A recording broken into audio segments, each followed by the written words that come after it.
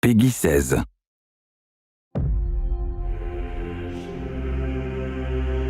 This really is the beginning of a new era, and I think beginning is an important part of that sentence. This is the first time I think that, in a long time that Bungie has stood kind of on its own.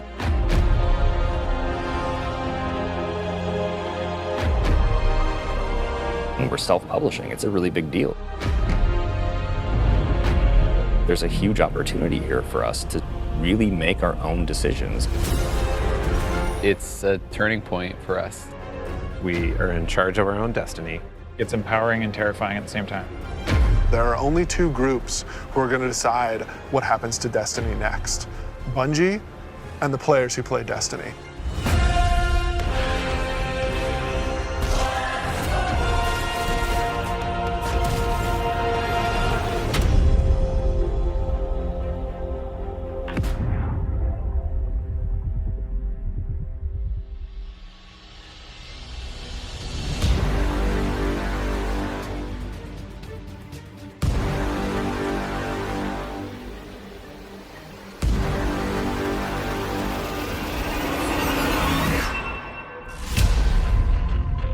So at its core, Shadowkeep is about returning to the moon. We haven't been to the moon in a while, since Destiny 1, and a lot's changed.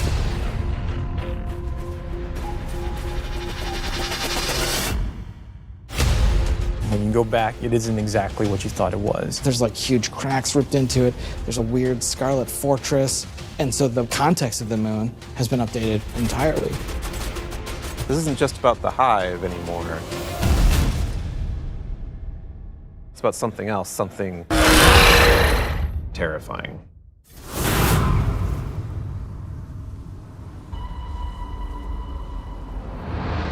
The moon this time around is something really scary that is playing on your fear in a way that hasn't happened before. Before it was, oh, it's a big giant thing and it's scary, but now there's actual some psychological elements to that. How long has it sat in silence, watching us? Much too long. Having Eris Morn come back instantly signals to players the tone shift and change.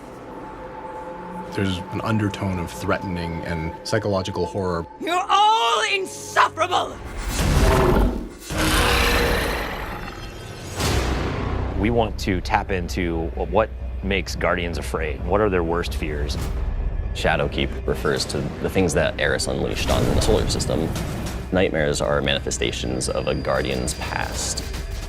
What if the villains that you thought were well into the ground actually weren't, and they were being resurrected by the darkness?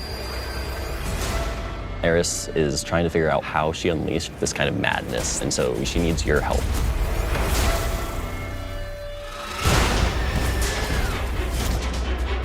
You can't just kill them and make them go away. What if you can't do all of the things that you've grown accustomed to doing? Being unable to achieve what you're trying to achieve, no matter how hard you try. Players, they think we can deal with this. We killed Crota, we killed orcs. No big deal, right? Well, you're gonna get there and you discover it's a bigger deal than you even thought it could be.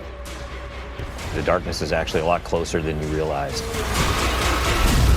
Now you know my suffering.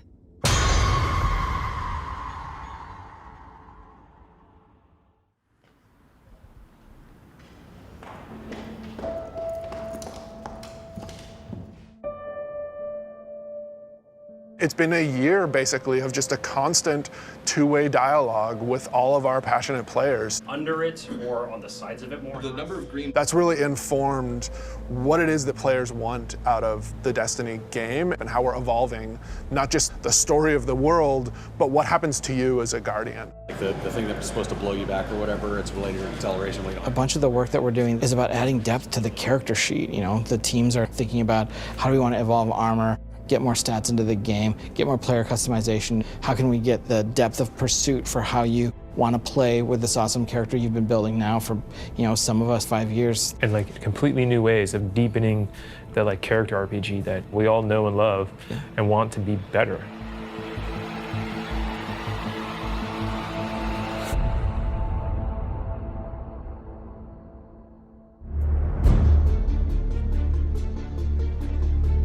In Shadowkeep, we are fundamentally evolving the systems and moving the world forward. You want to bring some of that sci-fi element back to it, where it's like, some like panels or exactly. something. We've been dancing this line between like, are we RPG enough? Are we not RPG enough?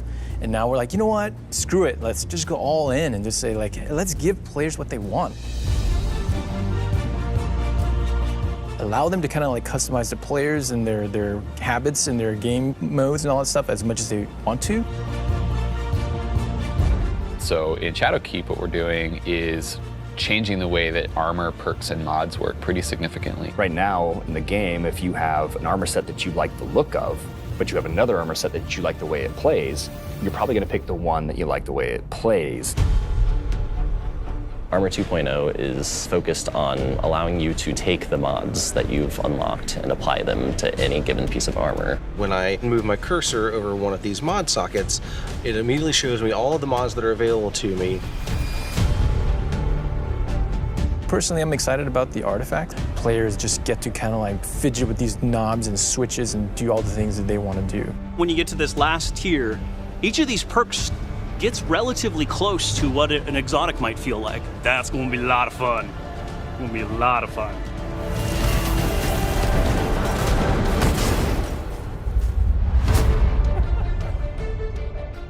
Finishing moves are a new thing for Shadowkeep. What's your favorite?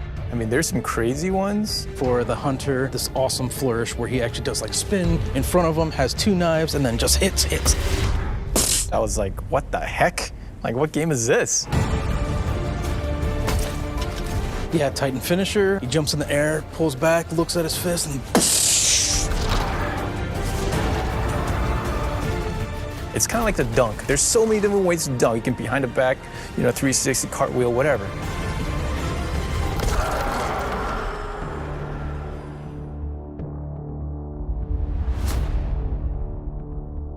We're in the playtest lab every day, trying to figure out what's good for the game, what do people want, what have they been asking for, trying new ideas. So I want to try, I added radar hiding. Let me know how it feels to get shot by the heavy bow. I am working on an exotic heavy bow, and I'm just working on figuring out some knockback, trying to see how big this, okay, that's probably too much, but you get the idea. This is an exotic trace rifle. Fire it on an enemy and it creates a big old crit spot. Here's a hand cannon that Victor's working on. It fires special ammo, and it's a little bit like a one-handed sniper. Like, it's actually our only hand cannon with a scope on it. Right now, it kind of lights you on fire if you keep firing it too much. We'll see. Some people like it, some people are kind of but we'll hammer it all out.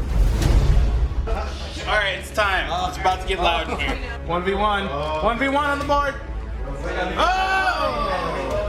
One of the things we really want to focus on, especially with Season 8 and the start of Shadowkeep, is a renewed focus on PvP. You're all on the other team. We're updating labs to include some much-loved game types from the past. We're also redoing a bunch of the playlists and how they work. But the really important thing for players to know is this is just the beginning. This is us building the foundation of what we're doing with the Crucible going forward.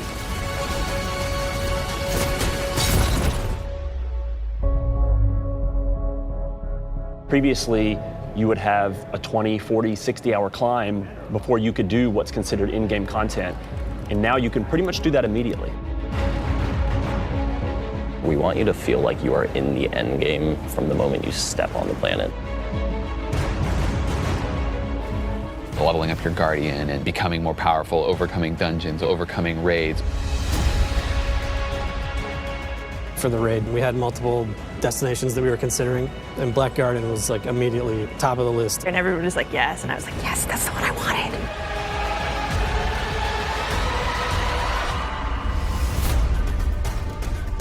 With Forsaken, we've started finding more ways for players to customize and personalize their character and differentiate themselves.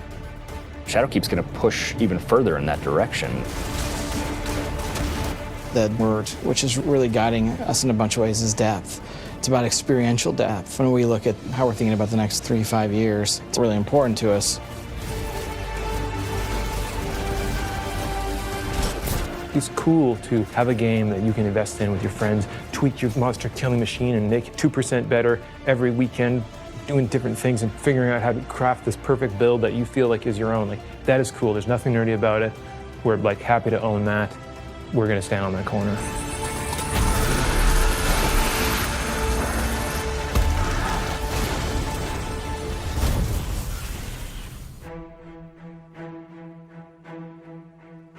As things change, if the game doesn't feel like it's changing to meet the new landscape, it just all fall down. You know, part of our DNA is finding different ways to bring people together. We needed a way to crush the barriers between friends. We all have friends who could play Destiny, who are interested in it, but then we think about recommending it like, oh man, you're gonna have to play about 40 hours by yourself, and then you gotta pay all this money, and you know, maybe you should just play something else. And that can't be the story.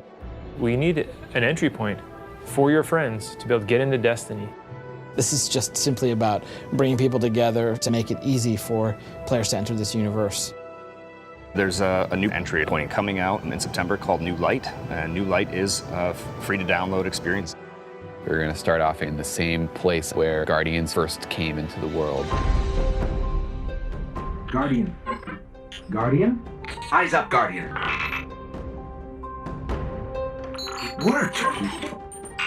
You're alive. You started in the Cosmodrome. You're going back. Going back. Yeah, blast from the past. Okay, it's not going to break orbit, but it just might get us to the city. It's as easy as come in, make a character, play the amazing introduction to the game, and then land in the tower. And then we'll set them loose to open up the world as they see fit. And have sort of an array of potential in front of you. You can just start playing the game and get into some of the same activities that your friends might be playing. The campaigns from D to Year 1, the Red War, Curse of Osiris, Warmind. Every world we have will be available for them to explore and to free roam and to do bounties on. Every cooperative strike, whether they're playing with friends or matchmaking, every competitive multiplayer map. The D2 Year 1 raids like Leviathan. Full access to Gambit, the hybrid mode that we have. All these things are available to them for nothing.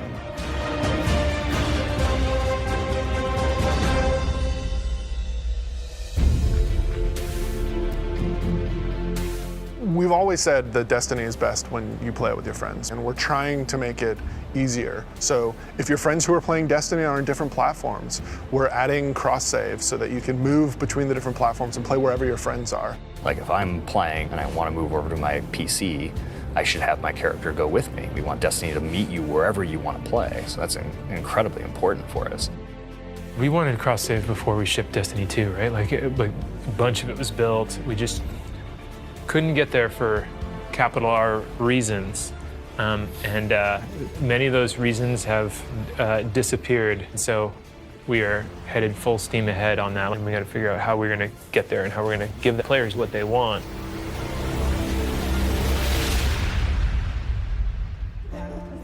As culture as we can get. Thanks, buddy. Our original vision for Destiny was a world that would evolve and change. We're leaning really hard into that because we believe that's where the future of Destiny is. The long horizon for Destiny is to become an evolving world. You know, you're going to tune in to see what's going to happen next. We can completely build Destiny in the vision that we want it to be in. A vision that isn't dictated by a commercial model or a business plan, but our creative vision and what we want to do for our players and what they want us to do with Destiny. We feel like our work isn't done. We have a series of missions that we need to finish before I think we have Destiny in the place that it needs to be, and we're back to, I guess, finish the fight, so to speak.